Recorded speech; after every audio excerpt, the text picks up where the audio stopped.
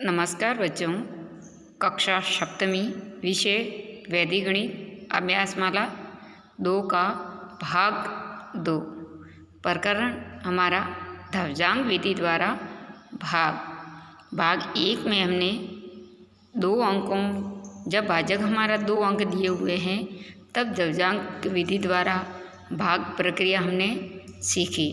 आज हम जब हमारा भाजक 3 अंक दिया हुआ हो तब भागफल कैसे किया जाता है उसके बारे में हम उदाहरण के माध्यम से सीखेंगे कि जब हमारा भाजक 3 अंक दिया हुआ हो तब ध्वजांक विधि द्वारा भाग किस तरीके से किया जाता है। तो आइए आज हम भाग 2 में ध्वजांक विधि द्वारा भाग सीखते हैं कुछ उदाहरणों के माध्यम से। तो आइए हम देखते हैं। आज हम ध्वजांक विधि द्वारा भाग में भाग 2 सीखेंगे जिसमें 3 अंकों के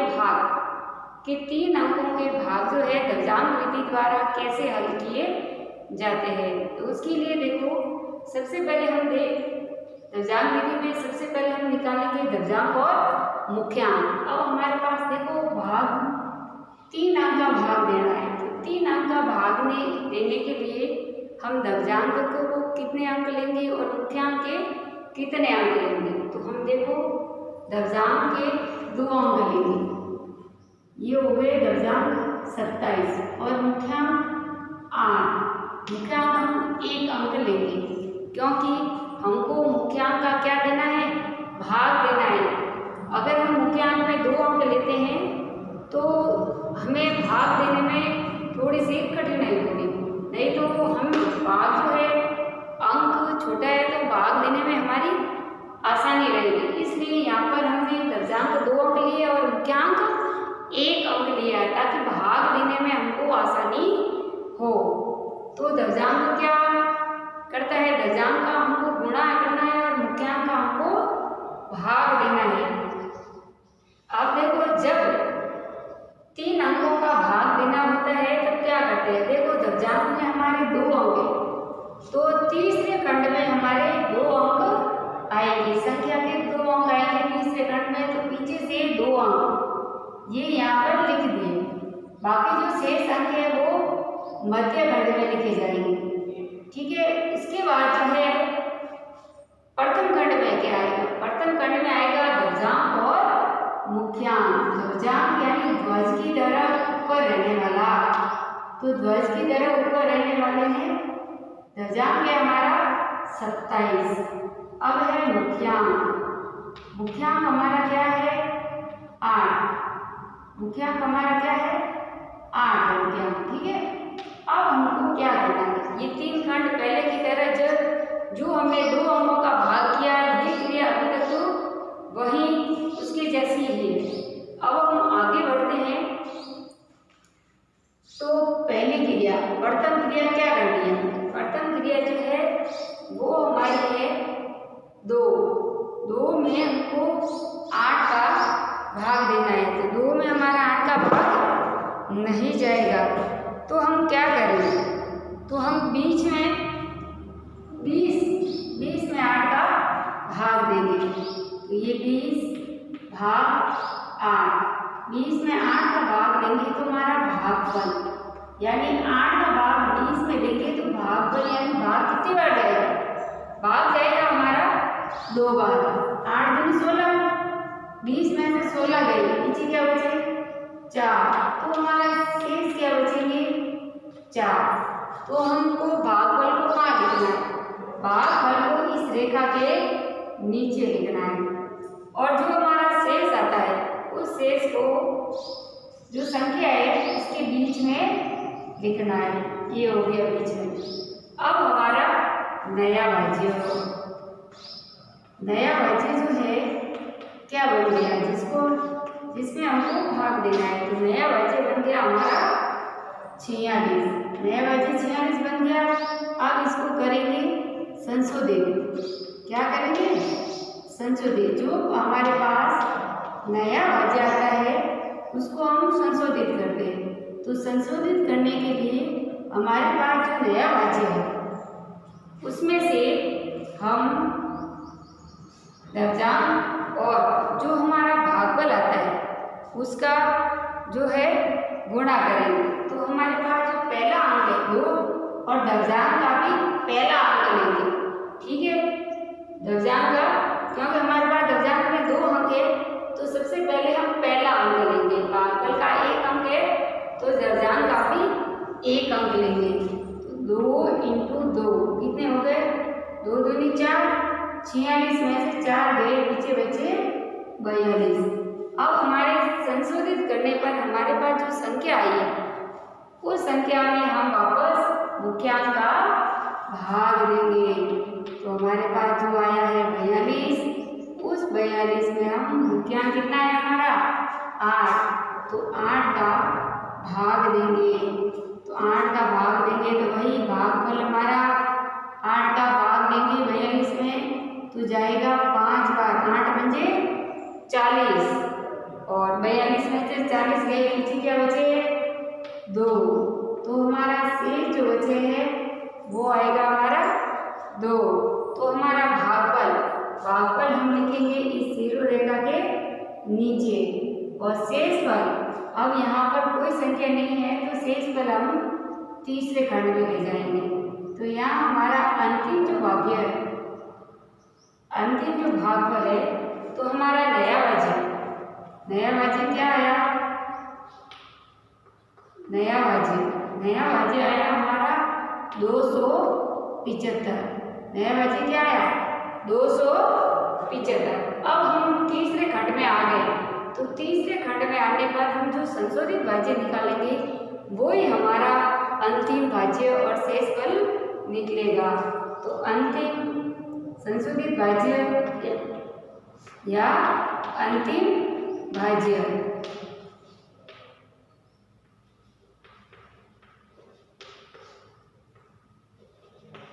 या अंतिम भाज्य,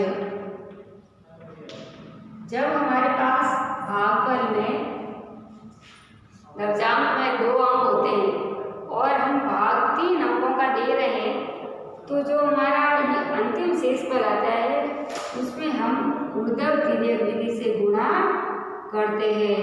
उसमें देखो ऊर्ध्व तिर्यक विधि से गुणा करते हैं, हमारे पास भागफल में 2 अंक है और दर्जांक भी 2 है तो हम इसमें तिरछा गुणा करते हैं। कैसे गुणा करते हैं?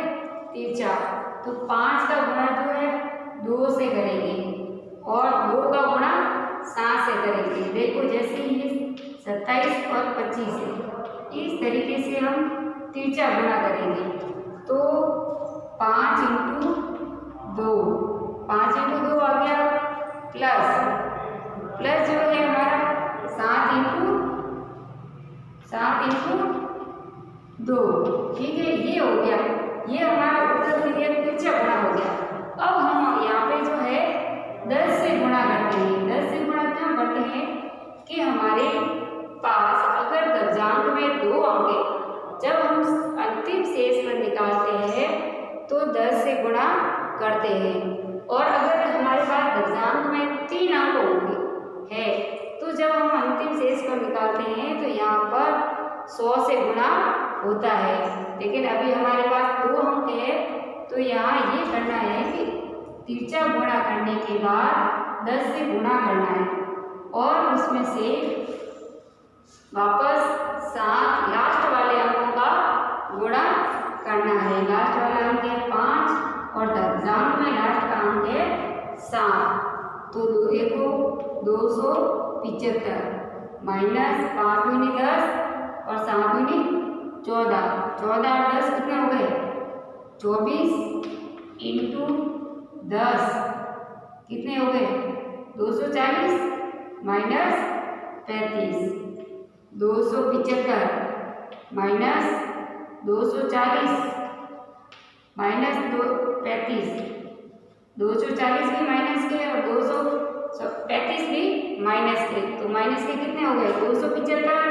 तो 275 माइनस 275 तो हमारा शेषफल जो आएगा वो आएगा 0। तो हमारा अंतिम शेषफल यहाँ भी अपन लिख सकते हैं कि 240 माइनस 35, तो 275 माइनस 275 बराबर हमारा जो शेषफल है वो आया 0। अतः हम लिख सकते हैं कि हमारा जो भागफल है वो आएगा 25 और हमारा जो शेषफल है, शेषफल जो है हमारा वो है 0। इस तरीके से हम 3 अंकों के भाग दर्जांक विधि से हल कर सकते हैं। अब है हमारा उदाहरण नंबर 2। देखो उदाहरण नंबर 2, इसमें भी 3 अंक है, हमको 3 अंकों का भाग देना है। तो सबसे पहले हम दर्जांक और मुख्यांक निकालेंगे। तो दर्जांक हमारे 2 अंक लेंगे पीछे से, तो दर्जांक हमारे हो गए 47 और मुख्यांक हमारा हो गया 3। ठीक है, दर्जांक में हमारे 2 अंक है, इसलिए तीसरे खंड में 2 अंक आएंगे। तो पीछे से 2 अंक, ये आगे 2 अंक, पीछे शेष अंक जो है वो मध्य खंड में लिखे जाएंगे। ठीक है, अब प्रथम खंड में हमारा दर्जांक क्या है 47 और मुख्यांक हमारा क्या है 3। ठीक है, अब वही क्रिया भाग को सबसे पहले हम भाग देंगे। पहला अंक क्या है 3, भाग हमको मुख्यांक का देना है, तो 3 में 3 का भाग देंगे, 3 में 3 का भाग देंगे। भाग कितनी बार जाएगा, 3 में 3 का भाग 1 बार, तो भागफल हमारा जाएगा 1 बार और हमारा शेष बचेगा। 3 में से 3 चला जाएगा, पीछे बचेगा 0। पीछे क्या बचेगा 0, तो हमारा भागफल क्या आया 1। ये भागफल यहाँ लिख दिया। फिर हमारा शेषफल जो है वो मध्य खंड में लिखेंगे। 3 हो गया 6 के बीच में, तो हमारा नया भाज्य बन गया। नया भाज्य, हमारा नया भाज्य जो बना है वो बना 0,6 बना, 0 और 6 बना। अब इसको हम संशोधित करेंगे, तो संशोधित करने के बाद जो हमारे पास संख्या आएगी, तो संशोधित भाज्य करेंगे 0,6। ठीक है, माइनस 0, 1 को किससे गुणा करना है 47 से, 1 को 4 से गुणा करना है, 47 से नहीं करना है, पहले अंक से गुणा करना है। तो 1 को 4 से गुणा करना है। ठीक है ना, भागफल को दर्जांक के पहले अंक से गुणा करेंगे, तो 1 × 4, 4 एकम 4, तो 6 में से 4 गए, पीछे क्या बचे 2, क्या बचे 2। देखो 1 को 4 से गुणा किया 4 और 6 में से 4 गए, पीछे क्या बचे 2। अब हमारे पास संशोधित करने के बाद जो संख्या आती है उसमें वापस हमको मुख्यांक का भाग देना है। ये हमारी दूसरी क्रिया, 2 भाग मुख्यांक क्या है हमारा 3। तो देखो 2 में 3 का भाग देना है, तो 2 में 3 का भाग नहीं जाता है क्योंकि 2 छोटा है, तो इसलिए भागफल आएगा हमारा 0, क्योंकि 2 में 3 का भाग नहीं जाता और शेषफल बचेगा हमारा 2।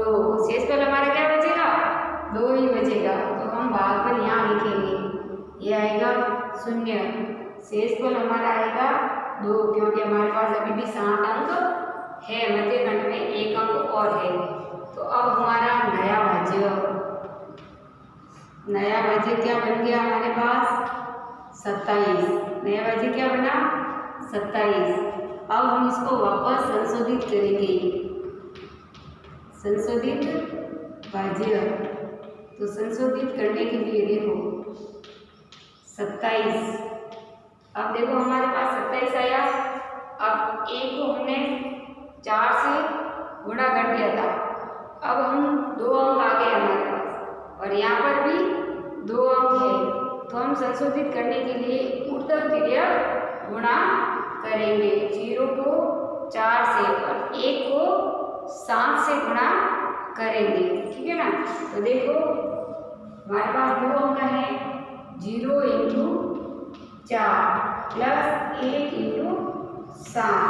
तो देखो 27 माइनस 0 को 4 से गुणा करेंगे 0 प्लस 7। 27 में से 7 गए, बची क्या बचे 20 आ गए। अब हमारी तीसरी क्रिया संशोधित भाज्य निकलने के बाद हम वापस मुख्यांक का भाग देंगे, सॉरी 20 में हम 3 का भाग देंगे। तो हमारा भागफल आएगा, वो आएगा 6 या 18 और 20 में से 18 गए, पीछे बचे 2। तो हमारा शेषफल जो है वो आएगा 2। तो हमारा भागफल जो है वो आएगा 6, शेषफल आएगा हमारा 2। अब देखो, अब हमारा अंतिम भाज्य, अंतिम शेषफल, संशोधित भाज्य जो भी हम निकालेंगे वो देखो। अब हमारा नया भाज्य है वो हमारा 282। अब इसको हम करेंगे संशोधित। ठीक है ना। तो संशोधित करेंगे तो देखो हमको क्या करना है, ऊर्ध्व तिर्यक गुणा करना है। क्या करना है, ऊर्ध्व तिर्यक गुणा करना है। तो हमारे पास जो संशोधित आया तीसरे खंड में, जो लास्ट संख्या आई, जो नया भाज्य बढ़ा वो हमारा 282 बढ़ा है।